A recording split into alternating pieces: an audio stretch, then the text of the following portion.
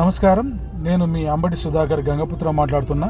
తెలంగాణ ప్రదేశ్ గంగపుత్ర యోజన సంఘం రాష్ట్ర అధ్యక్షుని హోదాలో ఈరోజు ఎమ్మెల్సీ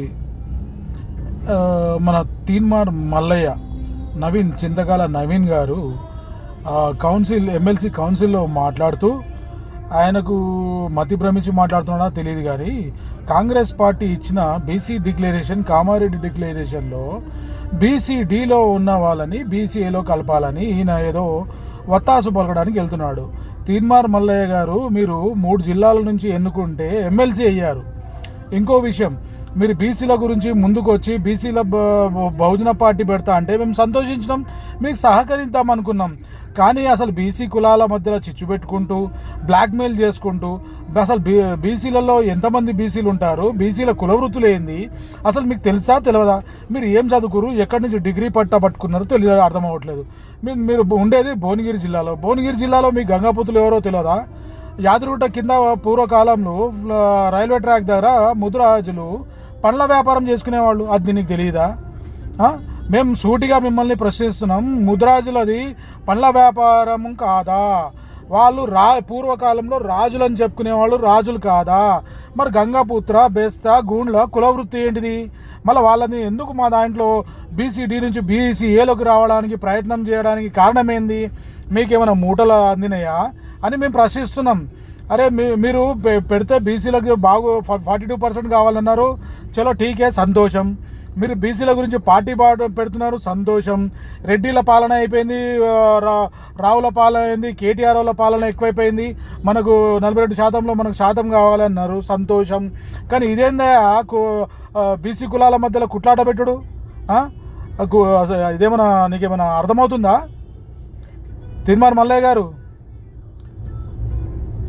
తిక్కగా పనిచేయకండి. మీకు బీసీల సహకారం కావాలంటే ఇట్లాంటి పిచ్చి కౌన్సిల్లో అక్కడ ఇక్కడ ఏదో మీకు ఎమ్మెల్సీ వచ్చింది కదా అని ఎగిరి గంత వేయకండి. రబ్బర్ బాలు ఎంత స్పీడ్గా కింది కొట్టి పైకి వేస్తే అంతే డబుల్ స్పీడ్లో వచ్చి కింద పడుతుంది. అంతే. మీరేదో ఎమ్మెల్సీ ఉంది కదా, మీ కింద ఏదో ఛానల్ ఉంది కదా అని ఎగిరి పడకండి. బీసీలతో జాగ్రత్తగా ఉండండి. బీసీల పార్టీ పెట్టినప్పుడు బీసీలో ఏ కులవృత్తులు ఎవరెవరో తెలుసుకొని పార్టీ అధ్యక్షునిగా, ఒక ఎమ్మెల్సీగా, ఒక టీవీ ఛానల్ అధిపతిగా ఉన్నావు, కొద్ది జాగ్రత్తగా మాట్లాడాలని మేము డిమాండ్ చేస్తున్నాం.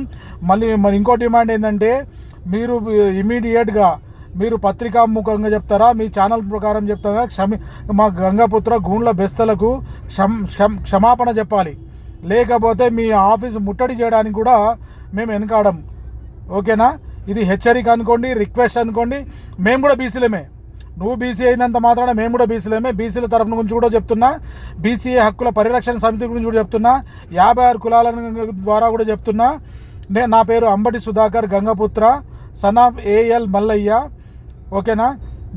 ఈ మాధ్యమం ద్వారా మన ఏమంటారు, ఇది ఎమ్మెల్సీ తీన్మార్ మల్లయ్య దాకా వెళ్ళాలని కోరుకుంటూ, ప్రతి ఒక్కరూ ఆయన తీన్మార్ మల్లయ్యకు వ్యతిరేకంగా చెప్పండి.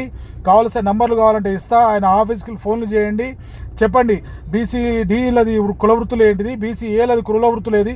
ఇప్పటికే మా కులం సర్వనాశనం అయిపోయింది, ఇంకా వాళ్ళతో కొట్లాడుకుంటున్నాము. మీరు ఇంకో కొత్త పంచాయతీ పెడతారా కౌన్సిల్లో? ఇదేమన్నా పద్ధతేనా? ఏమయ్యా తీన్మార్ మల్లయ్య, ఏదో బీసీల గురించి ఏదో మంచి చేస్తామని అనుకుంటున్నాము, ముందు పోతున్నాం అనుకున్నాము, కానీ ఇదేంది పని? మీ లెక్కలేంది?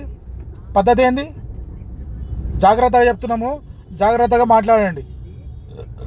రైట్. జై గంగపుత్ర, జై గంగపుత్ర.